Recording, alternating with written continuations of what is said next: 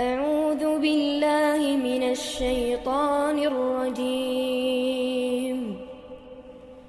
بسم الله الرحمن الرحيم. الله وبركاته. إن الحمد لله نحمده ونستعينه ونستغفره ونستهديه ونعوذ بالله من شرور أنفسنا ومن سيئات أعمالنا. من يهده الله فهو المهتد ومن يضلل فلن تجد له وليا مرشدا. أشهد أن لا إله إلا الله وحده لا شريك له وأشهد أن محمدا عبده ورسوله. بلغ الرسالة وأدى الأمانة ونصح الأمة وتركها على محجة البيضاء ليلها كنهارها لا يزيغ عنها إلا هالك. أما بعد، معاشر المؤمنين رحمني الله ورحمة الله جميعا. الحمد لله kita bersyukur kepada Allah Azza wa Jalla dengan segala petunjuknya. Salawat dan salam kepada Nabi Muhammad sallallahu alaihi wasallam, karena Nabi wa Rasulullah sebagai Nabi dan sebagai Rasul. Masyaallah, kita lanjutkan lagi pembahasan kita. Ya. Tentang kitab usul salat, masuk ke dalam mengenal agama Islam. Yang pertama adalah kita kemarin bahas masalah Islam, iman, ihsan. Nah, ini kita bahas secara detail insyaallah. Yang pertama kita mengenal yang namanya Islam. Apa itu Islam? Ya. Nah, Islam itu artinya apa? Dari kata al-istislam, berserah diri. Nah, ketika Rasulullah ditanya tentang masalah Islam, coba kita baca matanya. Rukun Islam. Landasan kedua mengenal Islam. Islam ialah berserah diri kepada Allah dengan tauhid dan tunduk kepadanya dengan penuh kepatuhan pada segala perintahnya, serta menyelamatkan diri dari perbuatan syirik dan orang-orang yang berbuat syirik. Ya. Islam itu adalah tunduk kepada Allah Azza wa Jalla, berserah diri kepadanya, ya, menjalankan segala perintahnya, kemudian menjauhi larangannya. Di antaranya adalah perbuatan kesyirikan. Karena yang tidak kalau kita bicara tentang hak Allah Azza wa Jalla, ada satu hak yang kemudian tidak bisa ditawar sama sekali. Kalau hak ini rusak, maka semuanya hancur urusan kita sama Allah, yaitu ya, hak Allah libat ta'buduhu wa la tusyriku bihi syai'an. Ini satu kaitan dan tidak bisa lepas, yaitu beribadah hanya kepada Allah Azza wa Jalla, ya, dan tidak menyekutukannya. Ya, ini merupakan hak Allah. Kalau kemudian hak Allah ini dilanggar, maka semua tatanan hidup kita semuanya rusak. Maka semua urusan kita berantakan. Bahkan Allah Subhanahu wa ta'ala akan memberikan kita selalu murkanya. Nempel murka itu sama orang-orang yang musyrik. Makanya Allah Subhanahu wa ta'ala dari zaman ke zaman selalu mengutus Rasulnya di saat kesyirikan merajalela. Selalu alasannya apa? Kesyirikan selalu.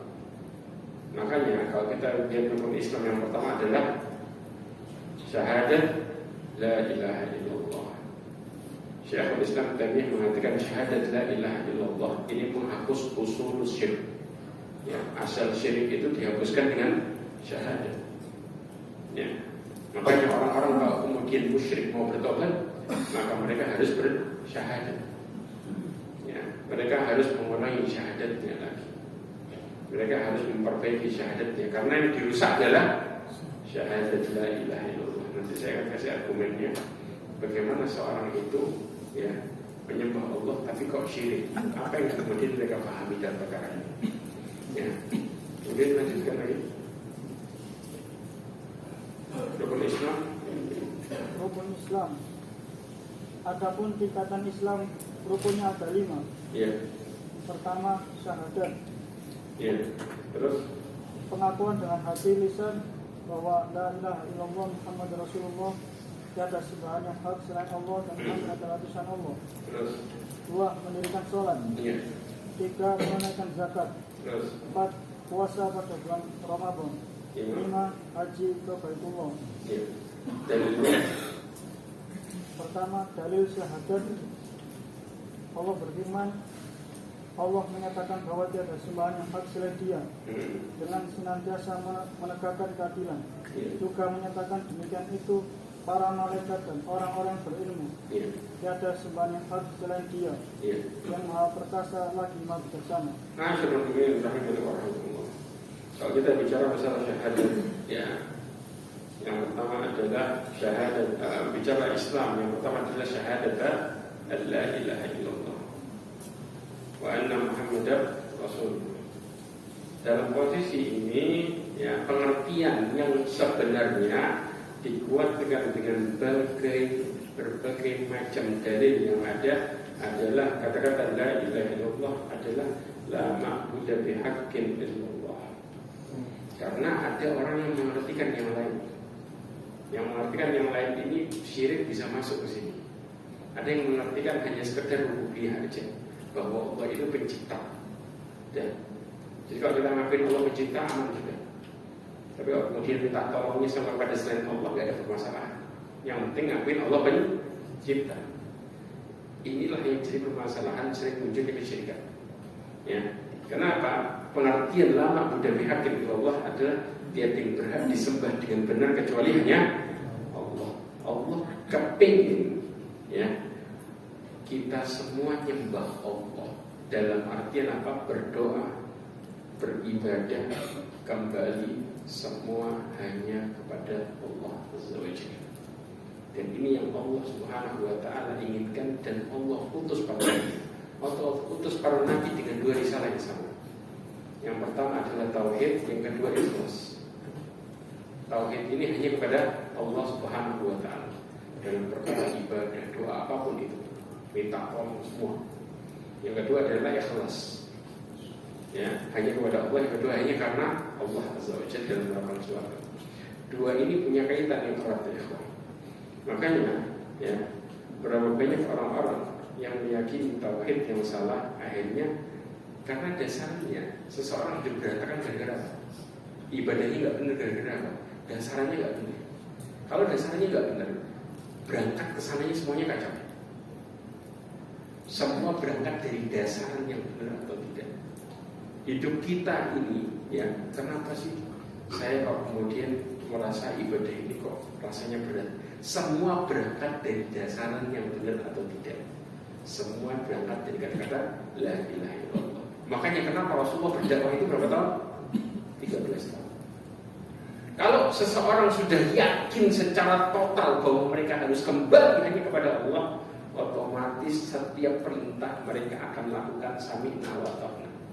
Itu secara otomatis. Gak ada lagi kata-kata istilahnya apa? Tawar-menawar dalam perkara ini. Apa hikmahnya? Kenapa harus kayak gini kok gak gini aja?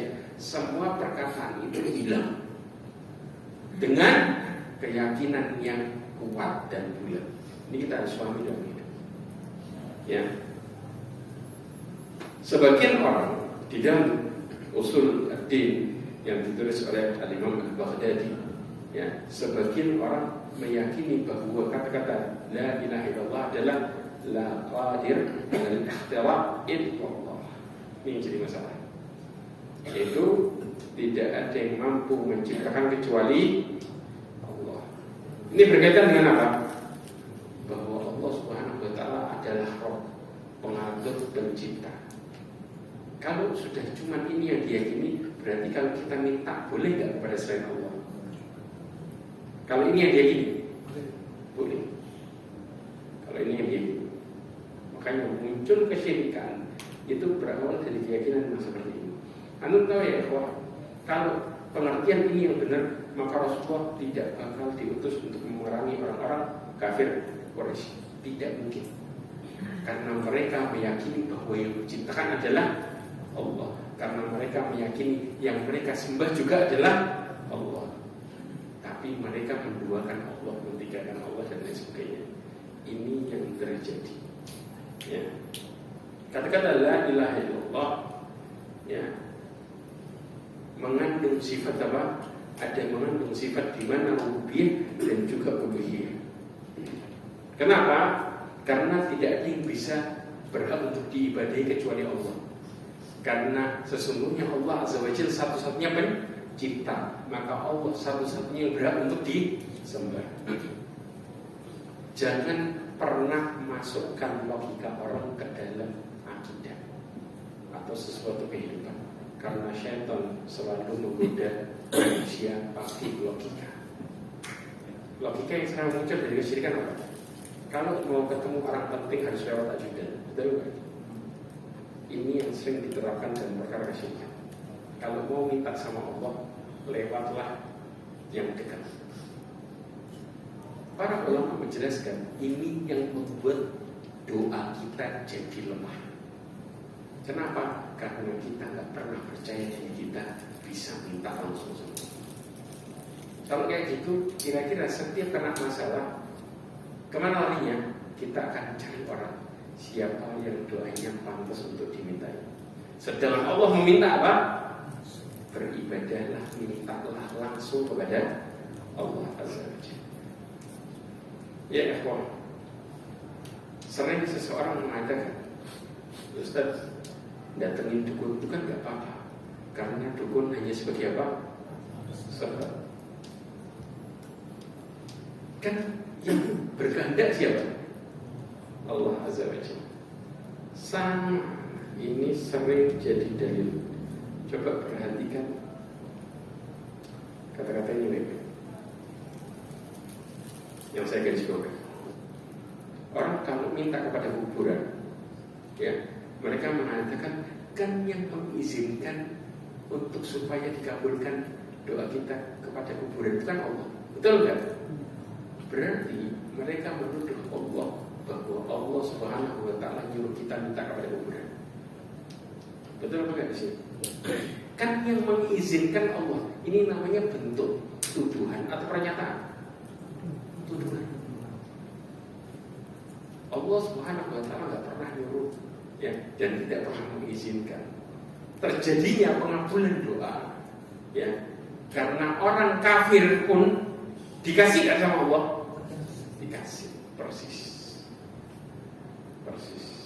ya, orang kafir dikasih, orang muslim dikasih terhadap perkara-perkara dunia secara umum. Bahkan Allah Subhanahu wa Ta'ala kalau benci sama hambanya, permintaan dunia dikasih lebar-lebar untuk bisa pengen, ya. Dan ini yang terjadi. Makanya meskipun ya nggak ada sama sekali Allah tidak pernah mengizinkan atau memberi kekuasaan kepada penghuni kubur buat apa? Memberikan manfaat dan menolak madarat. Tetapi seseorang mengambil dalil bahwa yang penting Allah kan yang mengizinkan. Selalu itu yang jadi tolak ukur seseorang membolehkan kesyirikan. Kalau sudah seperti ini ya ikhwah, Allah Subhanahu wa Ta'ala menjelaskan, ya, kalau seseorang meyakini bahwa kesyirikan itu diperbolehkan, orang mengatakan syirik itu adalah nyembah dua Tuhan. Ya, syirik adalah nyembah dua Tuhan. Sebagaimana mereka meyakini bahwa orang yang syirik itu kayak orang murtad masuk Nasrani, itu syirik. Orang masuk Yahudi, itu syirik. Paham ya? Kenapa? Karena keluar dari agama Islam menuju agama lain. Itu yang dinyatakan oleh orang-orang yang meyakini bahwa tidak ada yang bisa menciptakan kecuali Allah. Kalau kita nyembah Allah, minta kepada kuburan, maka ini bukan kesyirikan. Itu perkataan mereka. Bahkan yang lebih parah lagi ya, sebelum ini terjadi, ya, sebelum kita jelasin syubhat yang ada, antum coba perhatikan bagaimana firman Allah Subhanahu wa Ta'ala tentang Nabi Ibrahim. Yang dibantah Nabi Ibrahim, yang terlepas dari Nabi Ibrahim dari bapaknya dan kaumnya apa? Sesembahan. Pertanyaannya, kaumnya itu nyembah siapa? Nyembah dua. Nyembah patungnya sama nyembah Allah. Faham? Kaumnya nyembah Allah juga dan nyembah patung juga. Jadi bukan patung yang dimintai, karena tahu ini patung benda mati. Mereka bukan orang jahil secara melihat patung kok dimintai. Pada dasarnya mereka menjadikan patung ini hanya sekedar simbol. Tahu simbol? Simbol yang menyatakan kalau kita minta kepada simbol ini, ya, maka sama dengan kita minta kepada orang yang langsung kita ajak bicara untuk menyampaikan kepada Allah. Ini yang terjadi. Manusia tahu, ya, bahwa patung itu nggak bisa apa-apa.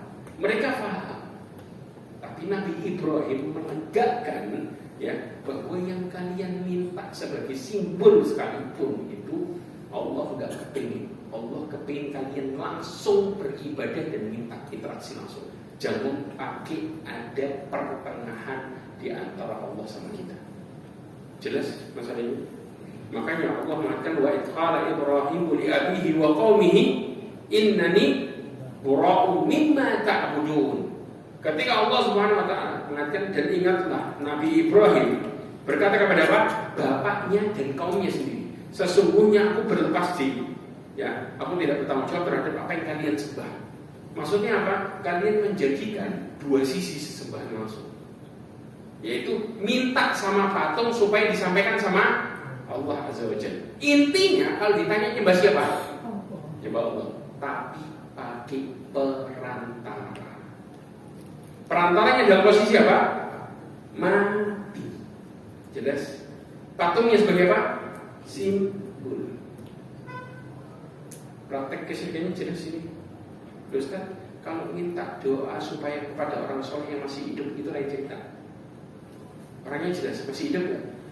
Masih. Dan itu dilakukan dengan para sahabat. Dilakukan secara jelas. Yaitu mereka minta supaya didoakan oleh pamannya Rasulullah. Kenapa mereka nggak minta sama Rasulullah langsung? Wahai Rasulullah, doakan kami. Sedangkan kuburan Rasulullah di depan mereka nggak? Di depan mereka itu doa dia. Kenapa kok minta sama pamannya? Kok nggak minta sama Rasulullah? Karena Rasulullah sudah meninggal. Jelas titiknya di sini. Maka mereka meminta kepada pamannya sebagai bentuk bahwa pamannya dianggap sebagai orang yang soleh. Maka supaya kemudian mendoakan. Begitu judulnya. Kalau sudah meninggal, maka kondisinya lain. Ma'asyiral muslimin rahimakumullah orang tua. Kemudian, ya, Nabi Ibrahim mengatakan apa? Illal ladzi fatarani fa innahu sayahdi. Kata Nabi Ibrahim, ya, aku menyembah siapa? Tuhan yang menjadikanku apa? Memberikanku petunjuk. Menjadikanku dan memberikanku apa? Akan memberikanku apa? Petunjuk. Wa ja'alaha kalimatan baqiyatan fi aqibihi la'allahum yarji'un. Allah Subhanahu wa taala juga mengatakan, dan Nabi Ibrahim menjadikan kalimat tauhid adalah kalimat yang kekal pada apa? Keturunannya supaya mereka kembali kepada kalimat tauhid itu. Ya ikhwah, Anda bisa bayangin, Nabi Ibrahim ketika bertauhid hanya kepada Allah, maka setiap perintah menunjukkan semua logikanya. Saya kasih contoh ini. Ketika Nabi Ibrahim, ya, baru punya anak, dari siapa? Dari siapa? Hajar. Karena punya anak dari Sarah itu sudah berapa tahun lama. Ya, waktu itu Sarah sekitar umur 90 tahun. Ya, kejadiannya kaumnya Nabi Lut. Paham ya? Kejadian kaumnya Nabi Lut tepat sebelumnya para malaikat itu datang ke rumahnya Nabi Ibrahim untuk ngasih kabar bahwa Sarah bukan Nabi. Habis itu mereka pindah ke tempatnya Nabi Lut untuk ngadep kaumnya. Ya, ini kejadian sangat jauh posisinya antara ketika Nabi Ibrahim punya anak pertama. Jadi Hajar. Ketika punya anak pertama, Allah menguji hambanya. Yakin gak sama perintah Allah? Yakin gak sama janji Allah? Di mana Allah menyuruh Nabi Ibrahim, ya, untuk ngajak istrinya. Di satu sisi Sarah pada waktu itu dalam posisi cemburu berat. Paham ya? Ingat, Nabi Ibrahim manusia, bukan malaikat. Kita harus paham logika ini. Nabi Ibrahim manusia. ketika diajak Hajar tadi sampai di Mekah, pada waktu itu Ka'bah ya bangunan kecil ya masih sebagai ada tanda aja ya, karena kalau dikatakan yang membangun Ka'bah Nabi Ibrahim ya sebelumnya sudah dalam bentuk, tapi bukan dalam bentuk bangunan sebagaimana bangunan yang ternyata zaman Nabi Ibrahim, jelas ya. Nah kemudian akhirnya di saat itu tidak ada siapapun dan tidak ada apapun, maka Nabi Ibrahim memerintahkan dia untuk ninggalin istri dan anaknya di situ dan pergi. Logika manusia bisa terima? Bisa terima? Kira-kira kita lebih milih logika atau lebih milih atas? Yakin tak? Di sini Nabi Ibrahim meyakini kalau saya menurut perintah Allah, Allah akan jamin juga istri dan anak. Kenapa? Sama-sama melakukan perintah Allah. Allah memerintahkan Hajar di situ, Nabi Ibrahim diperintahkan untuk pergi. Berarti apa? Yang ngelakuin perintah sih berapa orang? Satu keluarga. Kalau orang sudah melakukan perintah Allah dan menurut Allah, jamin nggak? Jamin. Itulah yang dipegang Nabi Ibrahim. Kalau kemudian kita nggak pakai yang namanya kembali hanya kepada Allah, sistem ini bisa berjalan? Mustahil. Kenapa? Karena orang kalau sudah menjalankan aturan Allah, mulai pakai logika, maka aturan itu berat dan susah, gak wajar. Tapi begitu yakin Allah bakal jamin, maka kondisinya lain. Apapun yang Allah perintahkan berjalan. Subhanallah, begitu berjalan. Nabi Ibrahim dengan teguhnya. Kenapa? Gak mau mulai. Takut apa? Takut berubah prinsip. Kemudian Hajar dengan mengejar dengan makan sambil gendong anak ini, ya, mengatakan kepada siapa engkau meninggalkan kami di tempat yang tidak ada siapa-siapa. Ditanya terus, diikutin terus Nabi Ibrahim berjalan. Kemudian Hajar mulai Allah kasih petunjuk di mana hatinya berubah. Apa ini perintah Allah jangan-jangan? Maka kemudian Hajar tanya, apakah ini perintah Allah? Maka Nabi Ibrahim mengatakan iya, lanjut lagi ke depan. Begitu lanjut ke depan ya Allah. Maka kemudian Hajar mengatakan Allah tidak akan pernah biarkan hambanya sendiri. Hajar balik ke tempat tadi pertama ditinggal. Kalau gitu Allah nyuruh saya untuk tinggal di sini. Gak berani enggak? Nabi Ibrahim begitu pergi jauh sudah nggak kelihatan anak istrinya, noleh ke arah Ka'bah sambil minta sama Allah. Kalau Rabbana inni askantu, Nabi Ibrahim mengatakan Tuhan kami. Tuhan dia siapa? Bukan Rabbi. Rabbana, Tuhan kami, Tuhanku, istriku dan anak, Tuhan kami semuanya. Sesungguhnya aku meletakkan keturunanku di rumah yang tidak ada temannya. Inda baitikal muharram, di rumahmu yang kau muliakan. Permintaan Nabi Ibrahim pertama, berharap dari taatnya dia, berharap keluarganya dapat jaminan apa? Rabbana liyuqimus shalah. Ya Allah, jadikan mereka orang-orang yang menjadikan sholat. Padahal kalau orang di tempat yang nggak ada tanaman sama airnya, butuh apa? Kenapa Nabi Ibrahim minta supaya mereka dirikan sholat? Ada yang tahu jawabannya? Ini juga bentuk bagaimana kecerdasan Nabi Ibrahim. Ada yang tahu? Inilah bentuk tauhid. Ada yang tahu kenapa? Coba bikin dalil. Maksudnya? Orang kalau sudah taat sama Allah, Allah jamin dunia akhirat. Tapi kalau orang sekedar dapat makanan, akhiratnya terjamin ya? Belum tentu persis. Cara orang menyelesaikan masalah adalah minta sama Allah kemudahan hidup dunia akhirat dengan ibadah. Maka Allah bukan selesaikan hanya masalahnya pada waktu itu, tapi seluruh hidupnya selesai. Inilah seorang bapak yang sangat luar biasa. Permintaan buahnya di akhir. Anda bisa bayangin kalau orang nggak bertauhid, mustahil mereka berpikir dengan cara seperti ini. Sedangkan Hajar sama. Begitu makanannya habis, prinsipnya balik lagi. Allah tidak akan pernah meninggalkan hambanya sendirian. Cari sana, cari sini, cari sana. Kemudian Allah jawab ketika selesai semua. sa'inya. Sampai sekarang kita lakukan sa'i persis saja cari air. Allah kasih air yang dimana air itu terbaik sepanjang masa. Hajar disebutkan oleh Abdul bin Abbas berteman dengan air sebelum datangnya kafilah dari Bani Jurhum itu 6 bulan. Jadi Hajar anaknya sama sumur Zam-Zam. Ya, 3 ini aja sudah 6 bulan gak ada siapa-siapa, hidup sehat bahagia. Keajaiban yang terjadi ya ikhwah di saat seseorang bertauhid. Maka prinsip hidup kita cara Allah nanti simple, gampang, balik semua selesai. Jangan pakai logika, karena syaitan selalu menggoda manusia pakai logika. Pegang itu baik-baik. Kayak kenapa kita selalu makan masuk akal. Antum dibisikin syaitan semua masuk akal. Tapi pertanyaannya terjadi nggak? Nggak terjadi, karena Allah mengatakan apa? Syaitan berlepas diri dengan mengatakan apa? Innallaha wa'adakum, surat Ibrahim ayat 22. Innallaha wa'adakum wa'dal haqq wa wa'adtukum fa'ahlaftum. Kata iblis mengatakan sesungguhnya Allah menjanjikan kalian janji yang benar, sedangkan aku menjanjikan kepada kalian tandingan janji. Ya. Kemudian aku ingkari janjiku, karena janji yang benar cuma satu, yaitu Allah Subhanahu wa Ta'ala. Prinsip inilah yang terjadi bagi orang-orang yang bertauhid. Kalau enggak, tauhid kita masalah, semua urusan kita bermasalah. Jelas di sini. Makanya Nabi Ibrahim simpel kayak gitu. Kalau kita lihat dengan satu prinsip, balik ke Allah selesai. Ya. Kemudian Ma'asyarul Ibrahim alaihi.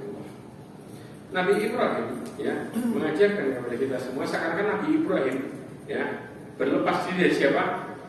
Ayahnya dan kaumnya yang menyembah berhala, di mana mereka juga menyembah Allah sebenarnya.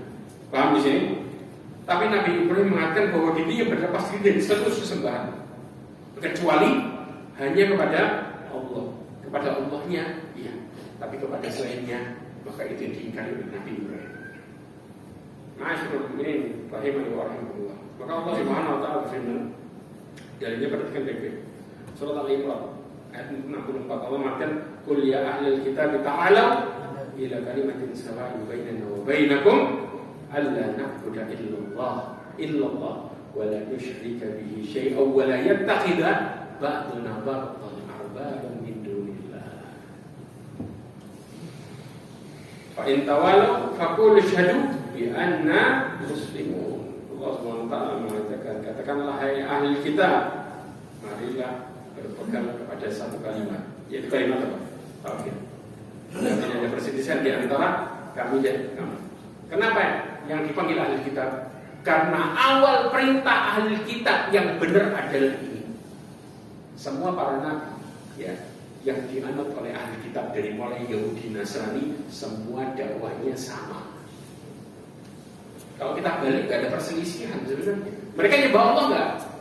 Semua nyembah Allah dan mereka mengakui Allah. Yahudi Nasrani semua mengakui Allah Azza wa Jalla. Ya, mereka tidak menyebutkan Allah dengan nama yang lain. Jelas? Ya. Kemudian dengan apa? Apa perkataan yang satu? Allah katakan alla na'budu illallah. Tidaklah kami menyembah dengan benar kecuali Allah. Sesembahannya satu. Janganlah melakukan kesyirikan. Dan janganlah di antara kita menjadikan satu dengan yang lainnya sebagai apa? Arba, dari kata roh, yaitu sesembahan. Ya, Tuhan selain Allah Azza wa Jalla. Ya ikhwah, dalil ini benar, masya Allah, luar biasa. Ini menjadi tolak ukur di mana dalil tauhid terjadi. Tetapi orang apa bilang liberal memanfaatkan dalil ini dengan mengatakan semua agama sama. Dari mana? Perhatikan kata-kata yang pertama.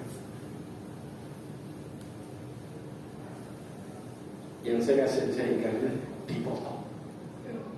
Sama mereka ini ayat dipotong. Sampai mana?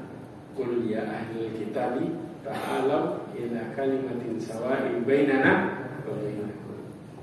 Ya, katakanlah ya ahli kitab, marilah berpegangan kepada satu kalimat yang apa? sama, tidak ada perselisihan antara kami dengan kalian. Berarti apa? Semua agama sama. Kan satu kata, tidak ada perselisihan. Enggak diterusin sama mereka, diputus selesai. Dan ini disebutkan di dalam kitab mereka, ya, kitab namanya Toleransi, ya, Inklusif, Pluralisme, ya, dan Multikultural. Al-Quran adalah kitab apa? Multikultural. Ini kitabnya siapa? Orang-orang di mereka pakai dalil ini sambil mengatakan apa? Meskipun pada akhirnya, ya, menyatakan kalimat yang sama di antara kita dengan agama-agama yang lain adalah apa? Mereka mengatakan ini, yaitu yang dimaksud di tafsirnya dibelokin jauh, berupa keadilan, kebersamaan, kemanusiaan, dan akhlak karimah. Ini yang diyakini. Bayangin, dalil yang benar dipotong, dijadiin curhat. Itu kan Al-Quran yang ini dalil utamanya. Alhamdulillah. Makanya ya, kalau orang sudah main potong-potongan selesai, hidupnya nggak akan pernah benar. Mereka membawa Quran sebagai pembenaran. Orang kalau sudah kayak gitu bisa hidayah dari Allah, nggak jauh dari hidayah.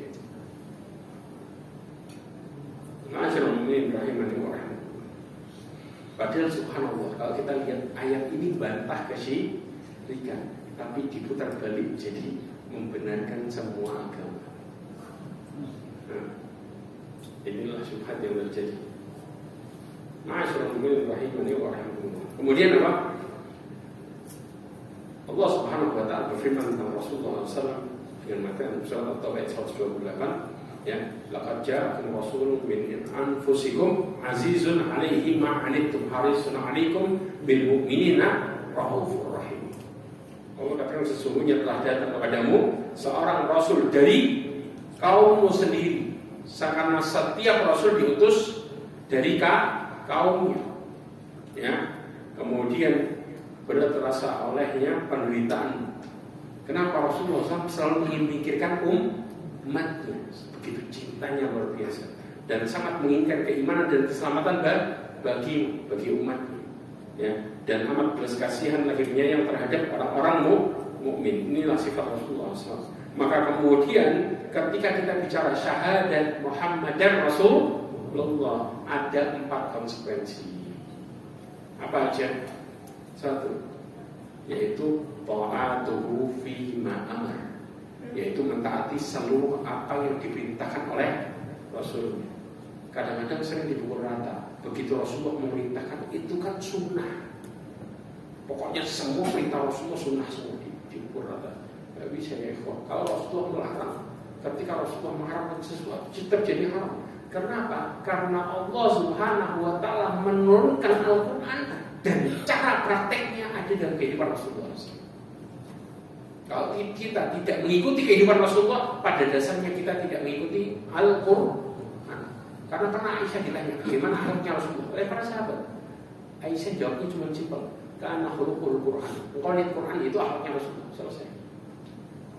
Jadi bagaimana Rasulullah SAW mempraktekkan apa isi Quran? Setiap wahyu yang turun, yaitu akhlaknya Rasulullah SAW. Dari bangun tidur sampai tidur lagi. Makanya kenapa kita selalu memahami Quran dengan tafsir hadis Nabi SAW? Ya, karena sesungguhnya Rasulullah adalah orang yang paling bertakwa kepada Allah dan yang terbaik mempraktekkan isi Al-Quran. Ya, makanya Allah Subhanahu wa taala berfirman tentang apa yang keluar dari lisan Rasulullah. Nih firman An-Najm ayat 4 3-4. Allah mengatakan wa ma yantiqu 'anil hawa in huwa illa wahyuha. Dan tidaklah Muhammad berkata dengan hawa nafsunya. Akan tapi apa? Semua merupakan apa? Wahyu. Ya, in huwa illa wahyuha. Ucapannya hanyalah wahyu yang diwahyukan kepadanya. Makanya kenapa Rasulullah selalu setiap ditanya, Rasulullah nggak tahu gimana. Nunggu apa? Nunggu wahyu. Begitu dijawab, kadang-kadang jawabannya bukan 1 hari, lebih. Nunggu wahyu turun. Makanya inilah nabi yang terbaik, karena semuanya Allah Subhanahu wa taala jadikan dalam setiap kehidupan Nabi seperti contoh. Karena Allah mempersiapkan Rasulnya sebagai nabi sepanjang masa. Ini yang terjadi ya kok. Sampai Rasulullah SAW, bayangin, hatinya dicuci berapa kali? 2 kali. Kapan? Umur berapa? Hah? Ini khilaf ini. 5, 6, 7. Ya. Di bawah namanya siapa? Halimatus Sa'diyah. Sekarang umur 6 tahun, ya, kemudian dicuci, ya, kemudian dicucinya hatinya Nabi SAW menjadikan Halimatus Sa'diyah mengembalikan kepada ibunya. Takut, ya, takut terjadi sesuatu. Kemudian yang berikutnya kapan? Ketika mau Isra Mi'raj. Makanya subhanallah ya ikhwah, ini yang terjadi. Allah cuci hatinya Nabi dari apa? Keburukan-keburukan dan semua. Allah jadikan Nabi kita sebagai contoh yang terbaik. Ya.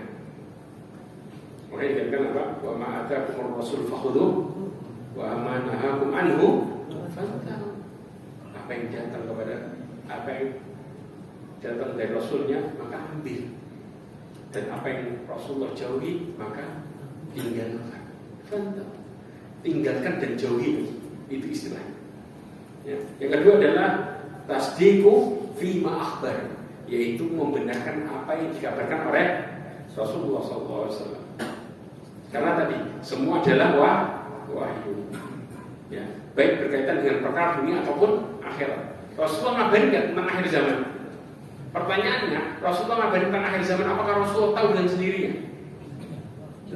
Wahyu, salah. Berarti Rasulullah tahu nggak tentang perkara lain? Nggak tahu. Kalau manusia ngaku-ngaku tahu perkara lain, berarti palsu. Karena kalau kita meyakini siapa manusia terbaik, kalau seandainya seorang mengatakan selain Rasulullah, maka berarti dia orang kafir. Berarti kalau manusia terbaik nggak tahu tentang masalah lain, apalagi yang lainnya, yang jauh di bawah ini. Sekarang saya mau tanya, antara orang soleh sama orang syahid, mana yang lebih tinggi derajatnya? Syahid. Tapi kalau kemudian seseorang mensifati orang soleh di atasnya orang syahid, ini yang mengerikan. Ya. Yang ketiga adalah wajtinabu ma naha anhu wa zajar. Yang kita jauhi ada 2, yaitu menjauhi apa yang Rasulullah larang dan peringatkan. Larang dan peringatkan. Karena kadang-kadang yang diperingatin, contoh Rasulullah SAW mengatakan laisa man ghasyana falaysa minna. Barang siapa yang curang bukan dari golongan kami. Ini bentuk apa? Az-zajar. Peringatan. Bukan berarti kemudian keluar dari Islam, tidak. Tapi bentuknya az-zajar, yaitu peringatan. Kalau sudah diperingatin, contoh sesuatu yang makruh, harusnya boleh nggak kita lakukan? Tidak. Makruh itu apa? Dibenci. Kalau sistem makruh aja dibenci sama Allah dan Rasulnya, kemudian kita lakukan, berarti kita secara tidak langsung melakukan pelan-pelan sesuatu yang kemudian apa? Ke arah haram. Karena bermain-main dengan sesuatu yang dibenci. Dan ini yang sering bermasalah ini kok. Loh, kan nggak sampai haram, mulainya maksiat. Siapa bilang orang maksiat itu langsung dari sesuatu yang haram? Dari sesuatu apa? Mubah kemudian berlebihan. Betul nggak? Nggak kontrol, akhirnya masuk ke dalam perkara yang haram. Saya mau tanya, ngobrol boleh nggak? Boleh, siapa yang marah? Tapi kalau ngobrolnya berlebihan, nggak kontrol, tulisannya boleh nggak? Masuk kemana akhirnya?